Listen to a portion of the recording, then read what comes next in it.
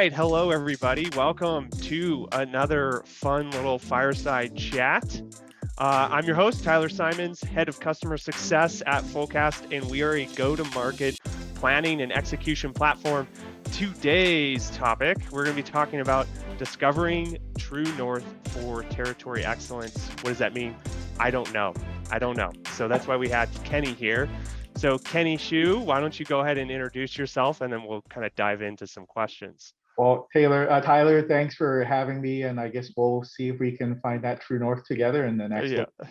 And hello, everybody. Thanks for joining and listening. My name is Kenny Shu, and I am currently the VP of Revenue Operations at AuditBoard. Wonderful. So, before we really get into this discovering the true north piece, I want to set our stage here. And the main thing I really want to understand for us is just why we can't just ignore a territory plan throughout the year, right?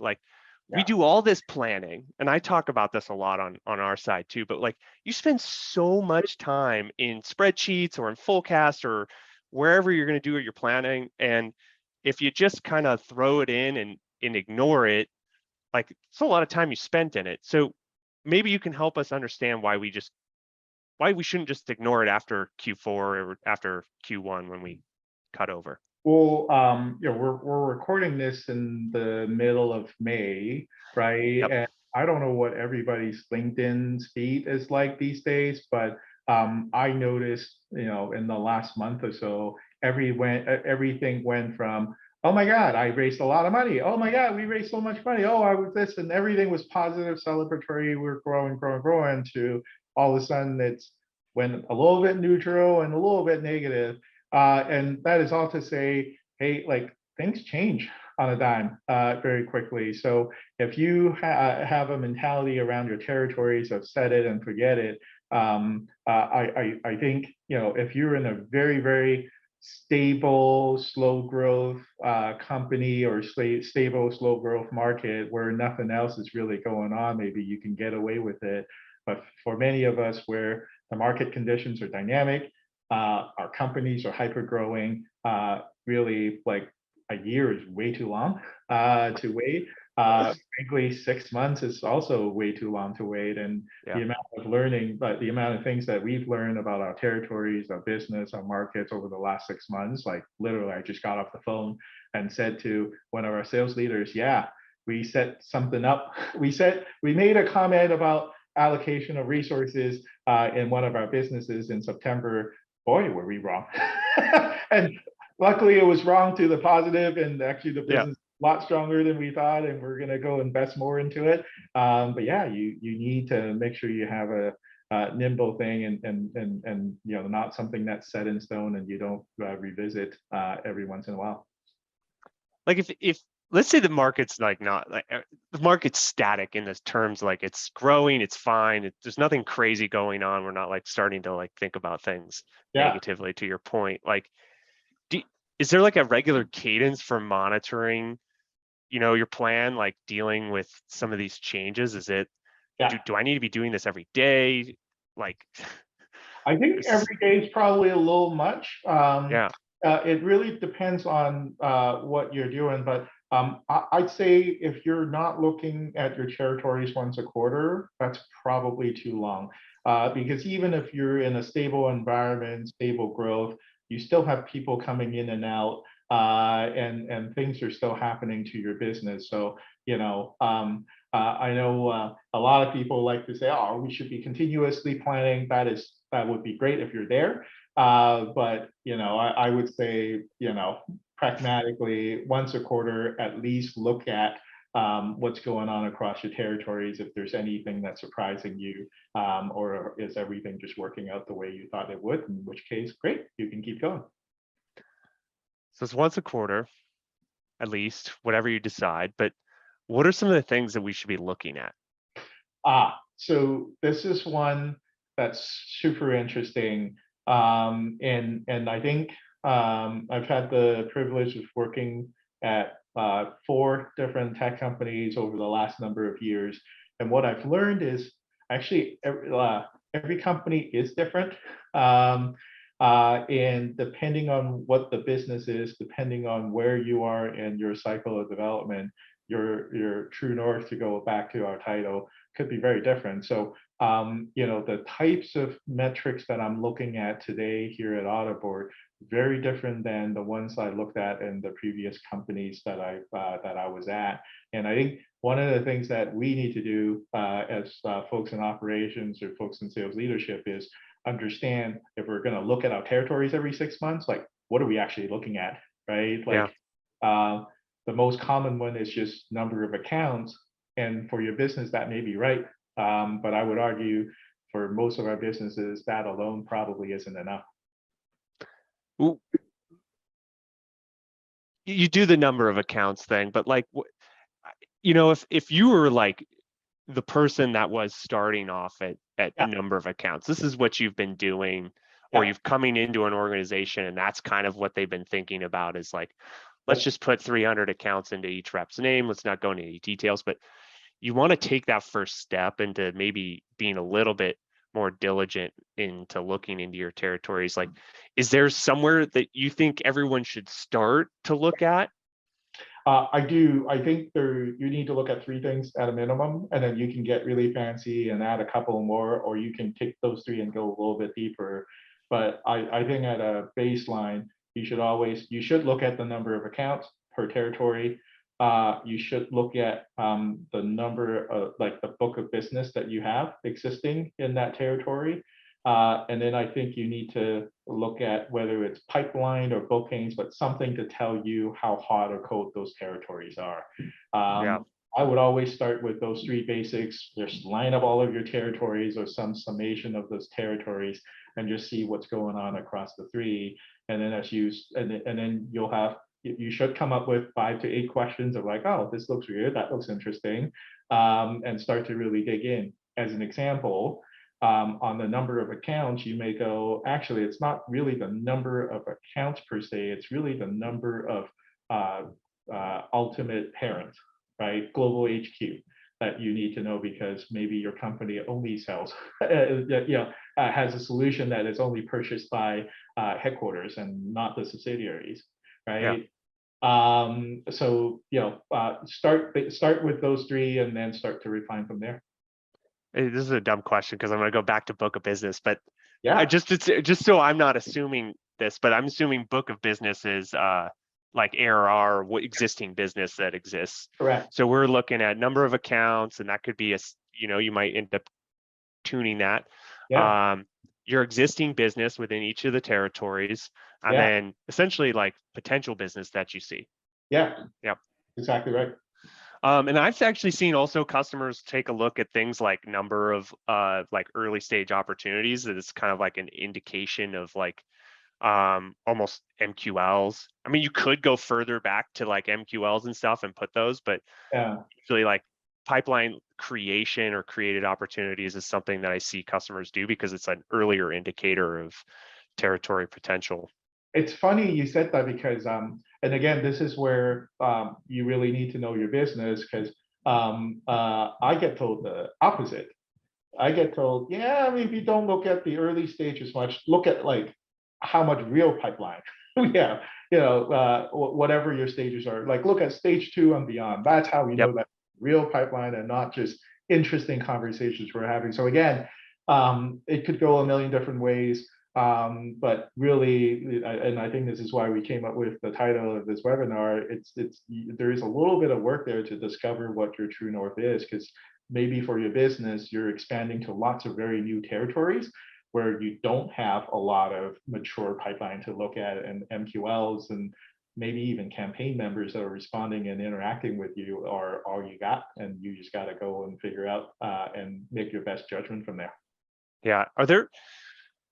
So we've got these like standard metrics, if we want to call it that, right? And we've kind of covered that piece, but now we're like getting into this, like, let's take a level deeper and really figure out what is the true north for us. Like, what are the things, the metrics that we should be looking at?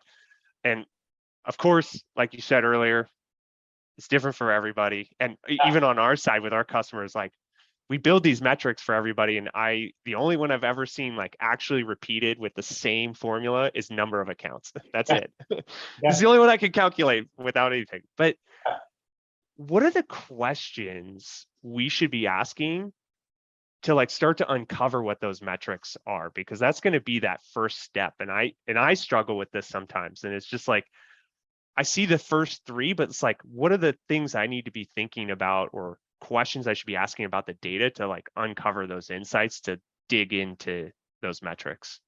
Um, I wish I have a silver bullet, but there's going to be a trial and error here of kind of playing detective and discovering. This has been my experience. But one question that has served me well is see if you can explain or identify what's in the way of your growth. So for instance, with us, especially early on in my tenure at AuditBoard, I noticed something very interesting, which is all of our reps seem to be blessed with a lot of pipeline, which is like an amazing thing to have for us.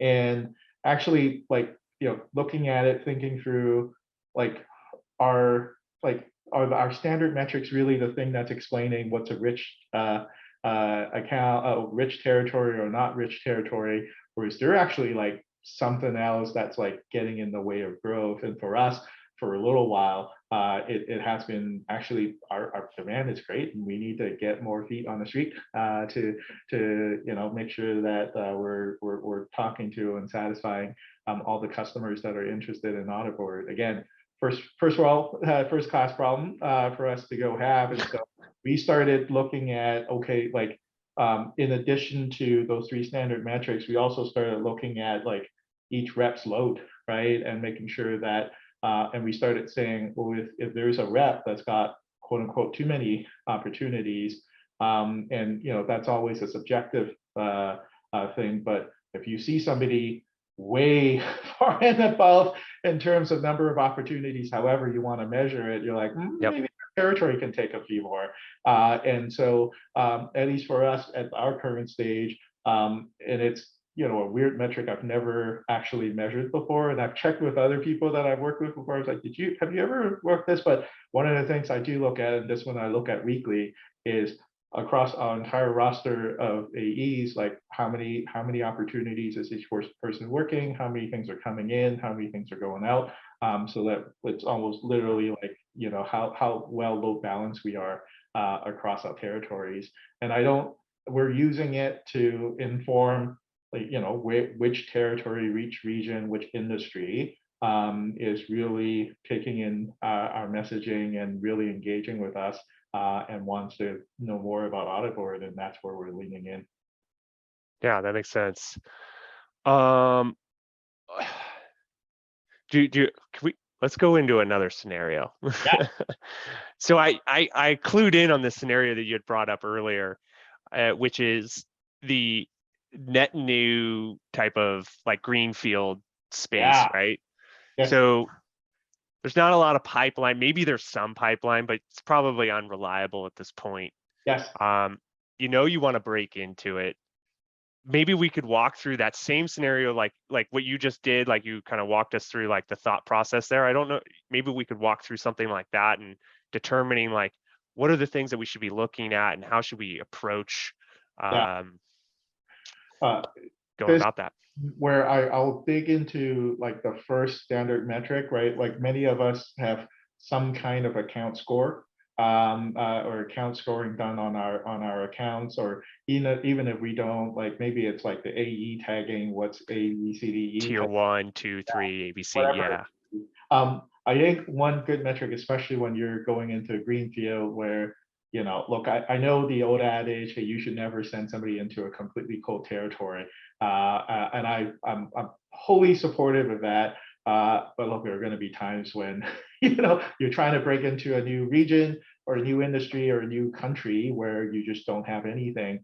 And I think that's where being smart about like, hey, where have you been very good at, whether it's, industry size of company, types of companies, and like really getting to know the different aspects that would go into an account score, and then going into your new territory to say how many similar things can I find, could be really, really helpful, because if it's a territory or country that, let's say you're very successful at selling to pre-IPO startup or pre-IPO companies that have raised a decent amount of money, and and the country you're trying to break into has none of those, then like then you're like, wait, let's dial back and revisit, right? So Yeah.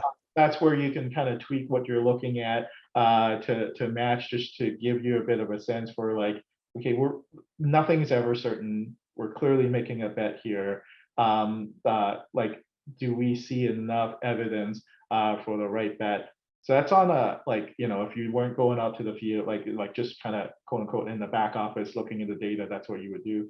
But I still wouldn't just rely on it. Like, I would still go, like, hopefully if you're going in, it's because you have seen from inbound data that, like, hey, even if you don't have any presence, you haven't aggressively marketed in that market, and people are still reaching out to you, hopefully you're like, there is some early indication that the market is pulling you in versus you saying, well, we must go there. Hopefully there is something and it's not completely cold. But if there is, and before you make that call, I would still like find some ways. Maybe have your demand gen team run a test campaign to targets in that area. Maybe finding a local partner who can help you host a event and fly in a couple of people, and just to see if anybody even shows up to your event. So I would still, use the same framework, right? Clearly, you're not going to have a book of business, but can you at least estimate and see, hey, there really traction there? Because look, no, I was trying to find the right place in the event to make this point, and I'll make it now. I think territory planning is the most overlooked, but at the same time most strategic decision a ops team, a sales leadership team can make. Like every time I've seen or heard people do really well, it's because they put people in the right places.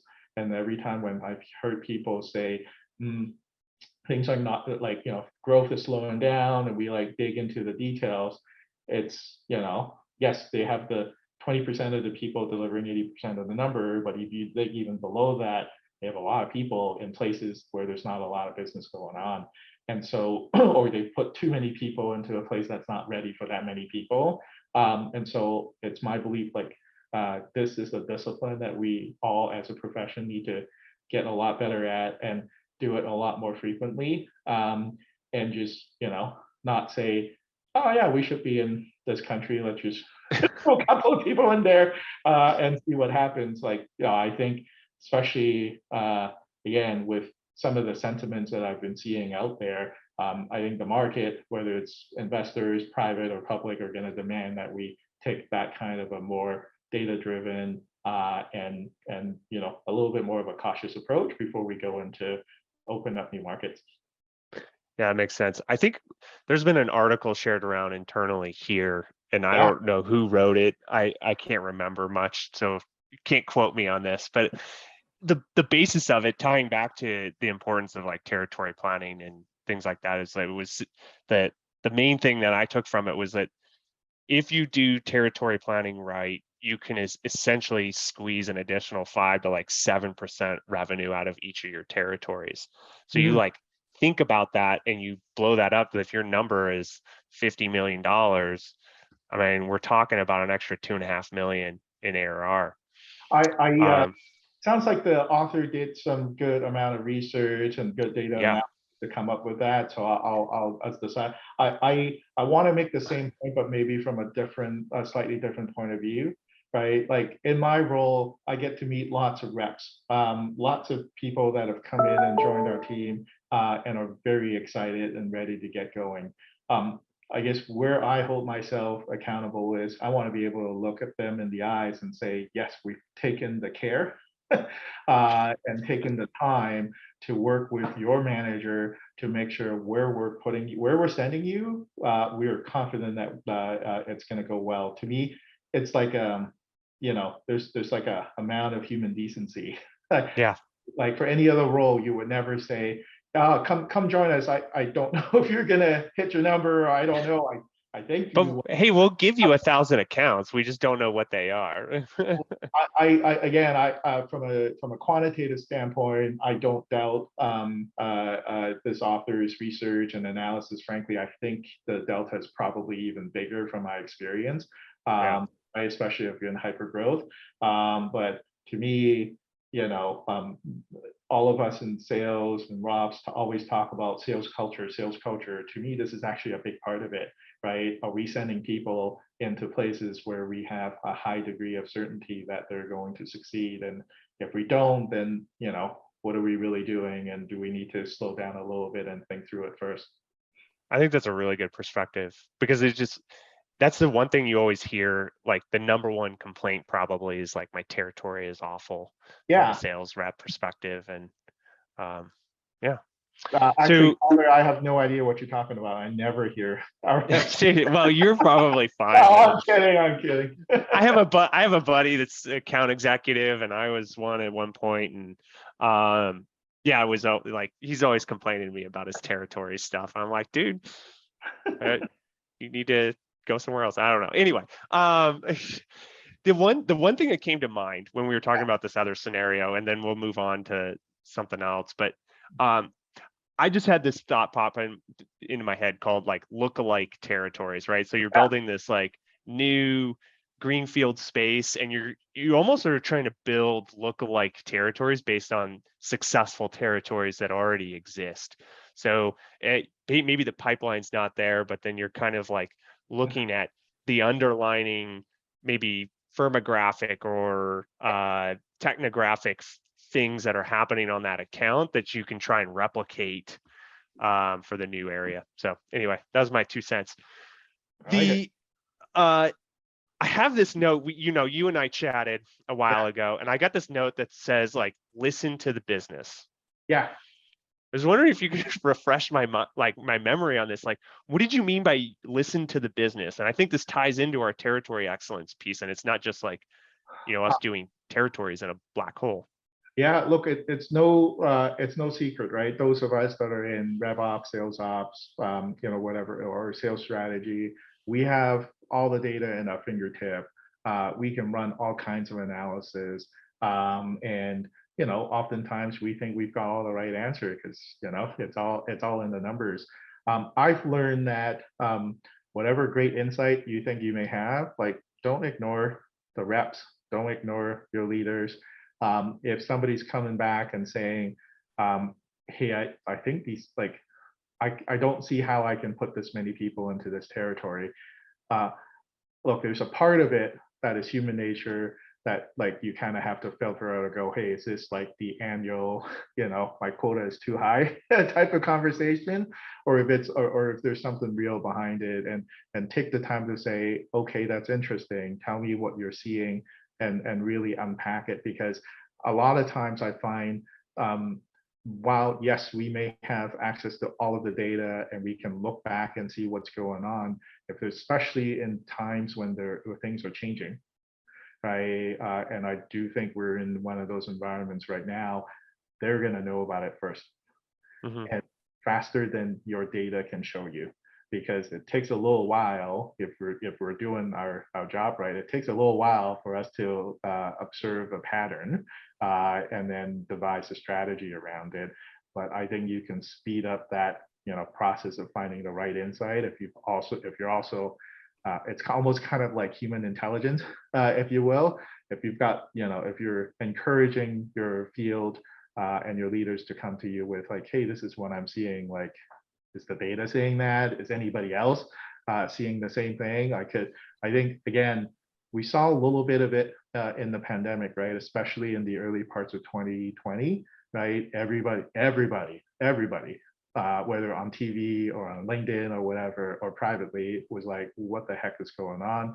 Like, is this like, on top of the personal and health, public Yeah. health situation, is like, hey, what's happening to the business, right? And in those instances, and hopefully this is just a little bit of choppy water, and we'll go back to all growing and raising lots of money again. But in those types of scenarios, like, don't underestimate the value of what people are hearing and seeing on the ground. And no, they're not gonna come back to you with a neat little dashboard in Tableau with everything all neatly tied up, but just understanding it, hearing it, unpacking it, and then placing judgment of like, is this one off? Is this them negotiating quota? Or is this like actually something you need to pay attention to? Could help us out a lot. Do you have like any tips to like foster that culture? Yeah, ask questions. And even if people are having that conversation to negotiate quota, which again, I'm always happy to talk to, like, engage in it. Like, I think a lot of times, there are times in my life I've been guilty of this, when somebody said, hey, this territory doesn't look super right. Like, you have two reactions, right? Oh, they're just trying to get a low quota, or like, oh, maybe they're doing something wrong, right? Or they're not doing everything right. Just if you can, you may be right, your instincts may be right, but just like suppress those instincts for a little bit, like seek to understand, ask a few really good questions to unpack what's really going on. And Yeah. I'm not saying every one of those conversations is going to turn into some blinding insight, but a few of them will. Yeah. The last thing that we kind of want to dig into is just really, I know we're getting close here on our time, but Ah, taking action on this, right? Like, so we've like talked about the fact that we just can't ignore these territories. yeah. We've kind of discussed some basic metrics, as well as, maybe you're asking these questions in your business and you're starting to discover your own metrics that matter to you. Mhm. But how do we take action? Is there like a process for that? Is that kind of just like a thing that you do? I just, maybe you can give us some insight there. Look, I with these things, it's always people, process, systems, right? And process wise, yes, you should have a process where, whether it's you, your team, and collectively with the sales leaders, there's a regular review, and a trigger that says, oh, new person's joining, or we've hired 3 people. Like, let's look at the territories and how it's balanced out once a quarter, right? So I have a process in place. Yes, getting a system in place to track it, make it easy to collaborate, very important. But I do want to spend maybe 1 minute on the people side, which is like, I think there's a assumption, maybe is the best word, that this is easy, natural, and everybody should know how to do it. I would encourage everybody to throw all assumptions out the window, because even if everybody's been running sales team forever, it is highly valuable to get together as a leadership team and ops team, collaboratively decide what is the right way to do this at your company. Because again, I'm willing to bet you that if you really dig underneath it, depending on your company, depending on your market and your cycle of evolution, like, you may have a totally different set of KPIs you would want to look at compared to where you have come from and where your leaders have come from. The last thing, the thing I would really hope nobody gets into the habit of, which is, oh, I used to use these 5 metrics at my last company. Let's just bring it in here, and then that's what we'll do. Have that conversation. Make sure your team is aligned to it, because the things where it breaks the most, in my opinion, is you may have the right top-down strategy, a top-down framework for how to do this, but if your leaders are going to go off and do their own thing anyway, because you never talked to them and got their buy-in on this is the way to do it, then all of that great work will still just go out the window. Which is the saddest part. Exactly. Sorry to end on a sour note, but hopefully, with that advice, nobody will ever get to that situation. Oh man. Well, any other parting thoughts, and then we'll kind of just wrap up. No, just thank you for having me. This is hopefully you can tell a huge passion topic of mine, because I really do believe it's one of the most important things we can do for our companies, for our teams, and for all the wonderful AEs that decide to take a journey with us. So thanks for giving me the opportunity to talk about it. Yeah, it's great, and loved having you on, and maybe we'll have you on again sometime. That would be fun. Thanks, Tyler. Thanks, everyone. Thanks, See ya. everybody. Bye.